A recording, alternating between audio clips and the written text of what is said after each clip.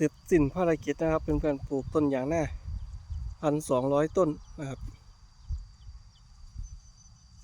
อาจจะพอเต็ม1,200เท่าไรครับก็สิเหลืออยู่มัน30-40 ต้นนี่แหละไว้ถ้าซ่อมนะครับซ่อมต้นใดที่มันตายแล้วนะครับสำหรับต้นยางนาที่10 ไร่นะครับเสร็จสิ้นภารกิจแล้วครับก็สิเหลืออีกนะครับคือไม้ป่านะครับไม้ป่าซุ่มต้นตะเคียนเหลือต้นตะเคียนต้นแค้นต้น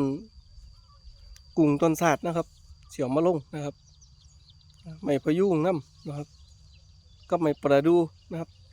สีมาลงแบบป้าไปนะครับให้มันเป็นสวนเกษตรผสมผสานนะครับเนี่ยแหละครับภารกิจมื้อนี้เรียบร้อยแล้วนะครับเพื่อนๆจะได้เดินทางกินข้าวกินน้ำแล้วก็จะได้เดินทางกลับครับเพื่อนๆกลับบ้านขอนแก่นนะครับขอบคุณหลายๆครับที่มาให้กำลังใจนะครับขอบคุณมากๆนะครับเพื่อนทุกคนนะครับ